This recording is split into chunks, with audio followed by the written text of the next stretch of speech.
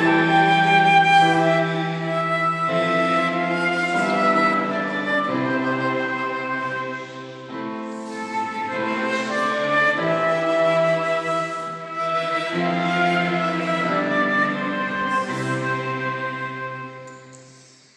haben heute die Freude, dass wir ein kleines Konzert mit Musik und Liedern erleben dürfen und auch die Vernissage mit Bildern von Hubert Hobleitner und von Susanne Feist.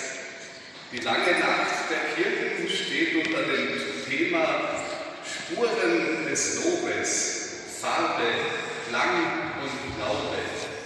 800 Jahre Franz von Assisi und 100 Jahre Hubert Hobleitner.